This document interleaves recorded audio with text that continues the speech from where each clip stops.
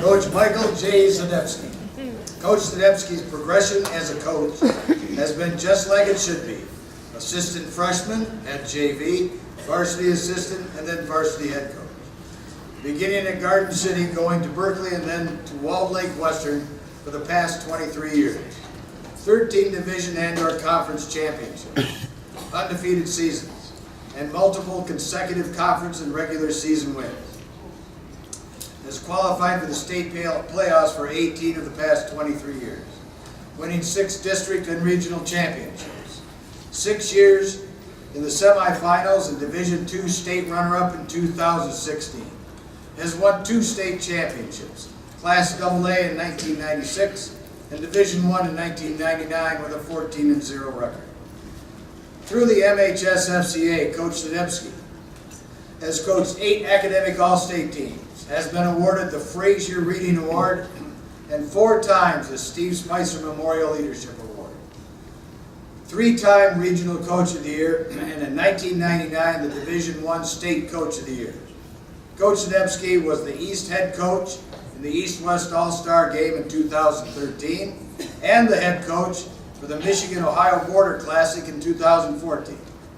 He has been on the MHSFCA Ethics Committee for the past 4 years, and this year appointed the Media Relations Director. He will be returning to Walled Lake Western in 2017.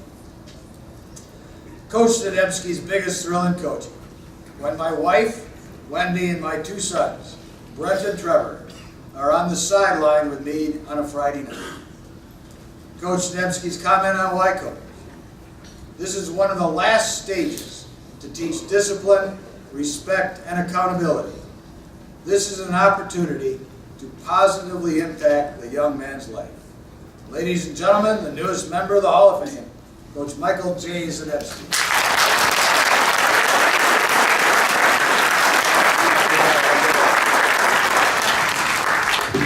Thank you, everyone.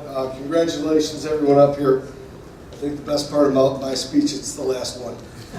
So thank you all for being here and all that. Thank you, Jack. Thank you to the Michigan High School Football Coaches Association for this honor. Thank you to my friends that have made the time to be here tonight. So first of all, for my hometown of Garden City, my Garden City people will stand up, please. I got a few of those. Errol, Terry, Thomas, back there too. To my friends from Olivet College and the Adelphic Alpha Pi Literary Society, if you would stand up, please. There's a few up. That's Terry again. And Marty right over here. And for my days at Berkeley, my Berkeley friends, if you would stand up. Where's my Berkeley friends? Howard, my and my last stop from Walled Lake Western High School. My Walled Lake Western friends would stand up, please. And the Watson's right here. Marty, Matt, Weisskopf, Bristow, Wes, and Wes, thank you for nominating me for this prestigious award here today. Matt, who's right over there, and Tim as well. You guys might have snuck in there on me, but I don't know. Thank you to my 2 wonderful young men, Brent and Trevor. If you both stand up, we're both make me so proud. I'd like to thank my beautiful and supportive wife, Wendy, of 24 years. She's right back there too somewhere. There she is. All of you who have stood up and been placed in my life to allow me to be here tonight, I thank you all. I just have a few stories of lessons that I've learned over the time, and just a few of my favorites that just kind of have impacted points throughout my life.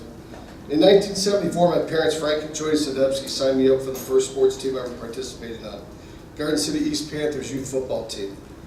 My head coach was Charlie Swarthout, and some others during that time were Ron LeDuc, John Petrucci, Dale Grimm, and Dennis Pushis, who all had significant impacts on me as a young age.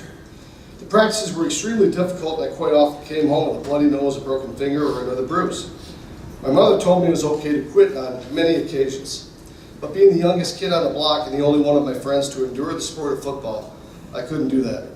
To be sure, we made weight, because that time had a little weight thing. We were one of the bigger kids on the line.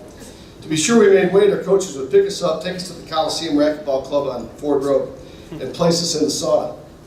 periodically weighing us and allowing us to leave the room once we had attained the weight for the day. My favorite part of the football that day was the candy bar from my dad after weigh-ins. The